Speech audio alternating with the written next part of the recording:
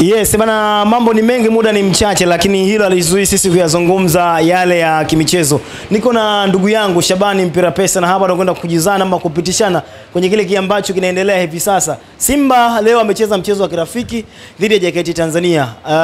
Posti zinasema ni maandalizi kuelekea mashindano ya klabu bingwa.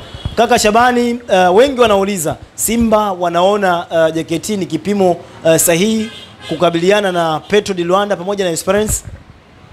Kwanza nashukuru Mwenyezi Mungu tumeamka salama na mpaka timu yetu imeenda kucheza mechi ya kirafiki, na maana wachezaji wetu kwa asilimia kubwa wako vizuri, hata kama wengine wako kwenye majukumu ya timu ya taifa, lakini wale ambao wamebaki nadhani mwalimu anaendelea na programu yake na wako vizuri. Mechi za kirafiki ni sehemu ya kuchangamsha damu na wachezaji wetu ili wapate mazoezi ya kuelekea katika mashindano mengine yanayofuata mbele. Sababu tuna mashindano ya kimataifa, then bado tunaendelea na ligi.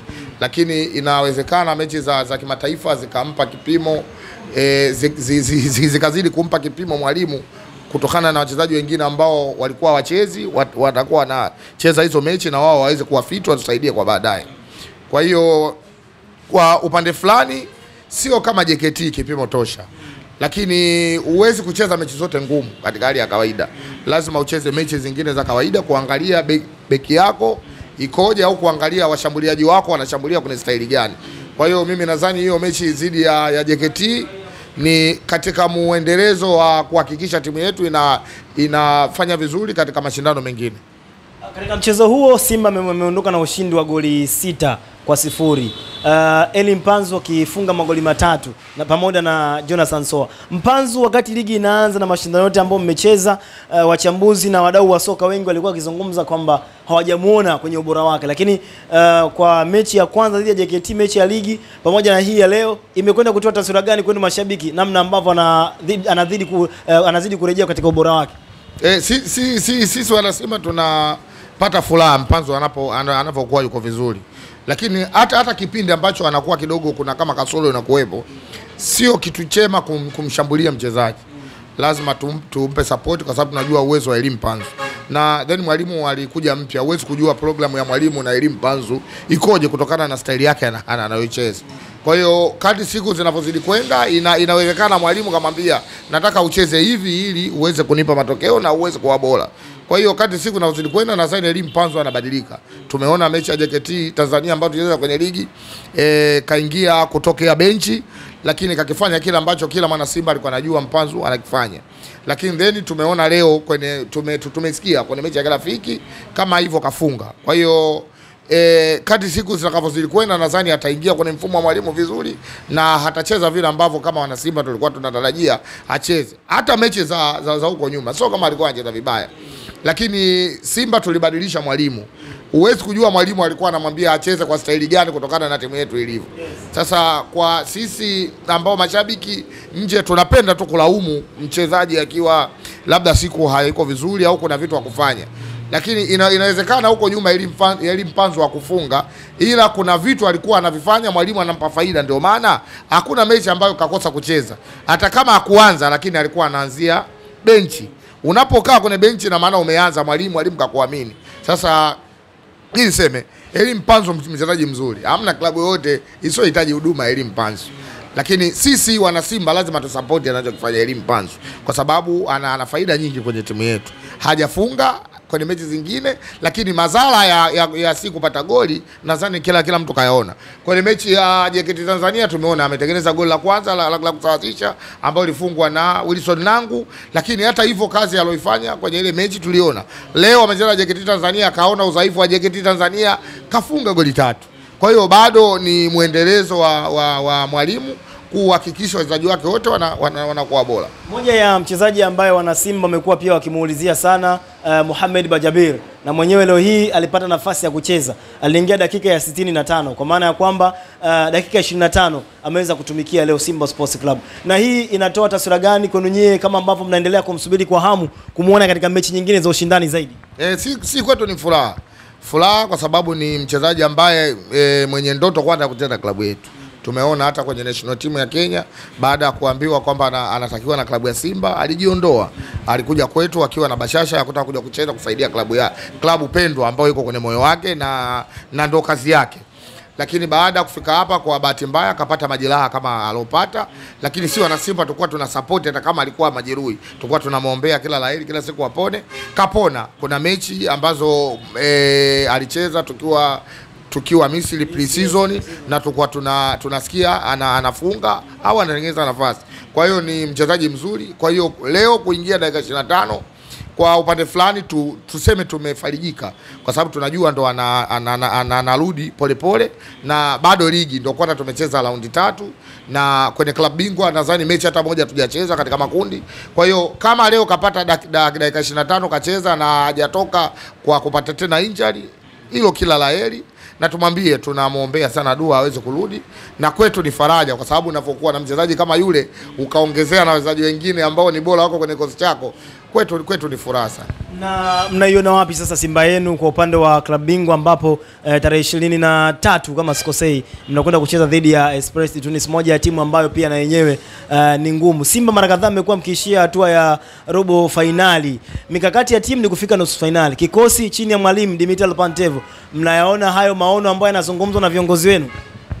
Si mechi yetu ya 23 dhidi ya Petro di Rwanda ya Angola ambayo ndo tunakuja kuanza nao, na wao wenyewe wazoefu wa haya mashindano na ni timu mzuri, na unavyozungumzia Angola kwenye mpira sio wabaya. Kwa hiyo sisi kama Simba kuanzia kwenye matawi mpaka wanachama, viongozi, nadhani wachezaji wanajua umuhimu wa hiyo mechi. Kwa hiyo tumekuwa na tahadhari kubwa sana na tulikuwa tunataka tujue mechi juma ngapi, sababu tulikuwa tunaambiwa mara Ijumaa, Jumamosi, Jumapili, lakini leo nadhani imeconfirm mechi yetu Jumapili tarehe 23 saa 10 jioni. Kwa hiyo tuko katika maandalizi kama matawi na viongozi wenyewe wanajua umuhimu wa hiyo mechi, na kwa bahati nzuri mechi tunaanzia nyumbani Benjamin Mkapa. Kila mwana Simba wajibu wako kuja kuhakikisha unaipambania timu yako kwa pale ulipokuwepo kuhakikisha unapata matokeo. Kila mwana Simba ni wajibu wako kwenye tawi sehemu yoyote kuhakikisha unakifanya kile kinachohitajika ili tuweze kupata matokeo. Kwa hiyo niwaambie tu wana Simba tujipange kwa sababu ya mechi ya Petro di Rwanda Jumapili, na kauli mbiu yetu ni ile. Kila atakayekuja Benjamin Mkapa lazima adondoshe alama 3.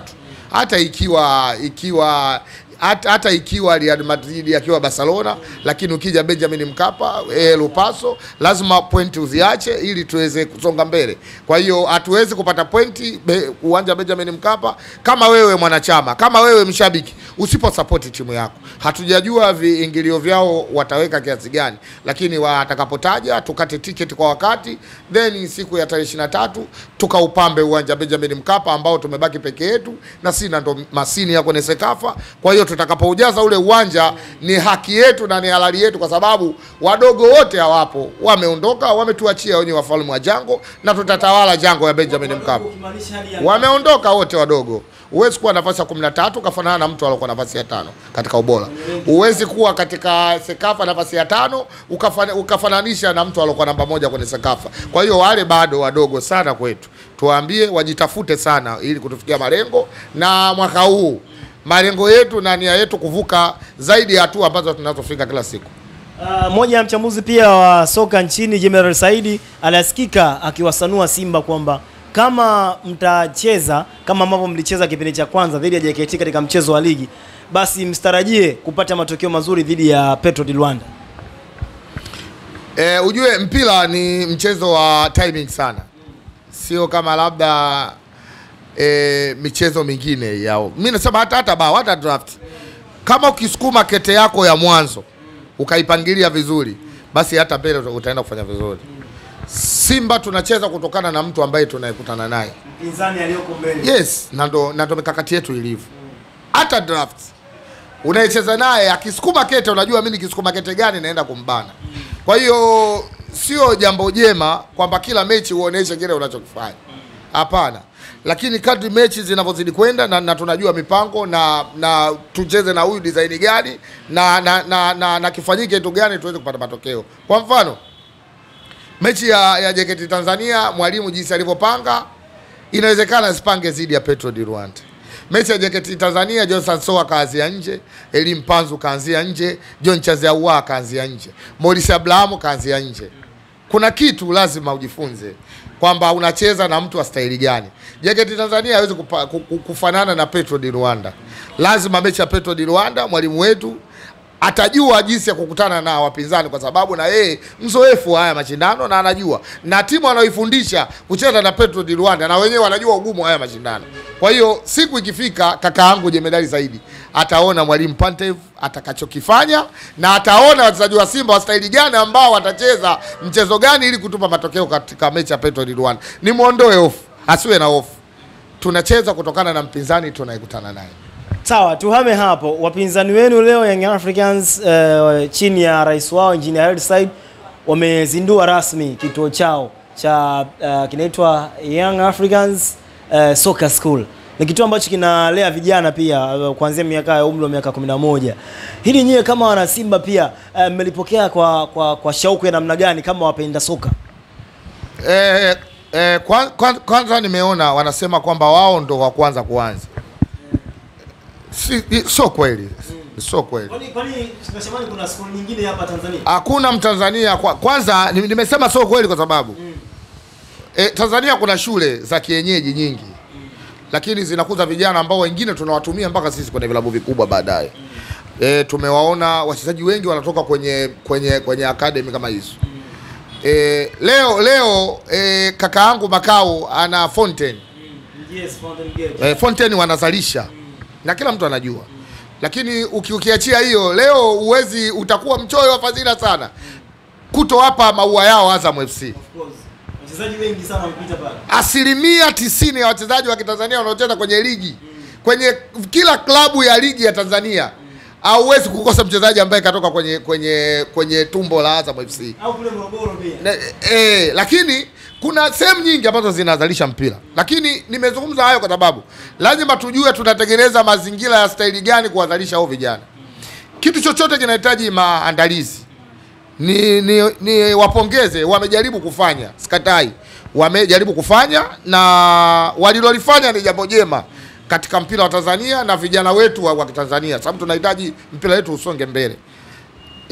Lakini kwa masikitiko makubwa niseme hawajajiandaa kufanya. Wamefanya maandalizi ya zimamoto. Huwezi kuandaa kuoa wakati hauna godoro. Unamaanisha nini sasa hapo kaka Shabani? Hawajajiandaa kutengeneza hiyo programu hiyo katika Tanzania hii. Zaidi vijana ambao wana uwezo wa kucheza mpira, saa nyingine wazazi wao hawana uwezo wa kuwaendeleza vijana wao. Inawezekana maisha yalokuwepo ni ya kuwanunulia familia unga kilo moja wakapika ugali wakala. Inawezekana hawa vijana uwezo wao uko chini sana. Sawa na wazazi wao uko chini. Kama umehitaji kusaidia michezo ya staili hiyo, lazima uandae mazingira ya hao vijana. Utawajengea mazingira gani ili uwatoe walipo ili wasonge mbele? Sasa wao wamefanya maandalizi ya zimamoto. Ndio maana nikasema nimwapongeza kwa sababu wamejaribu kufanya kitu ambacho kila Mtanzania anakihitaji. Kila Mtanzania anahitaji mtoto wake afanye vizuri ili asonge mbele katika michezo. Lakini anamuendeshaje? Kwanza wametengeneza biashara wao kama wao. Hawakuangalia vijana kama wa vijana tunaenda kuwasaidia wana uwezo wa kufanya au hawana. Walichofanya wametengeneza biashara.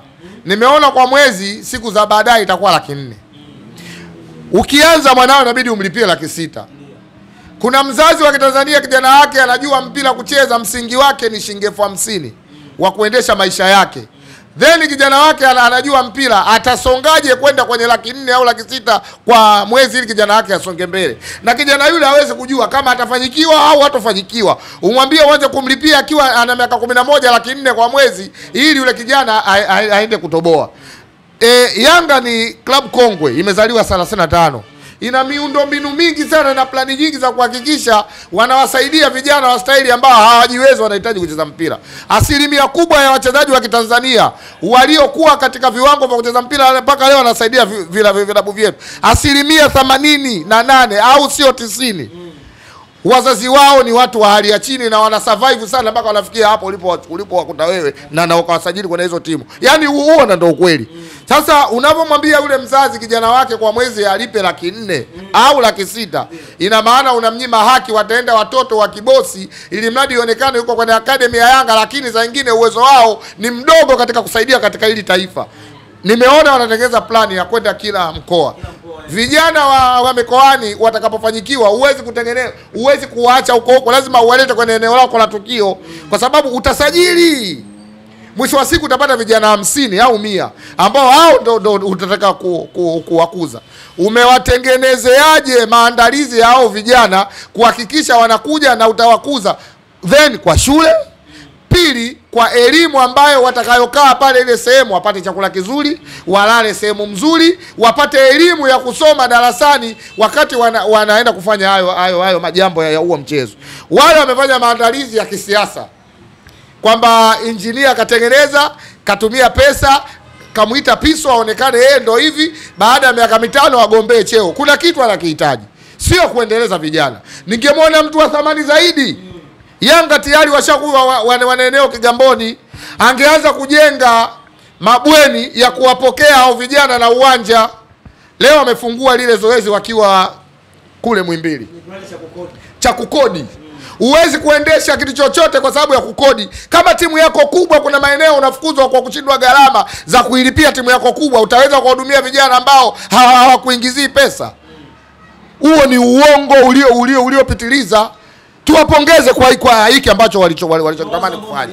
Wazo ni nzuri, lakini je, mbona msingi wake chini inaonekana una simenti dhaifu, hauna nondo zilizokamilika. Umetengeneza msingi ambao muda wote ukuta unadondoka, unawazuru wale vijana. Kikubwa hapa kaka Shabani ni gharama ambazo zimewekwa. Gharama walizoweka ni kubwa, na wao wenyewe hawajatengeneza misingi ya kuwahudumia hawa vijana. Huo ndio ukweli. Hakuna mpaka leo under 20 ya Yanga, timu ya wanawake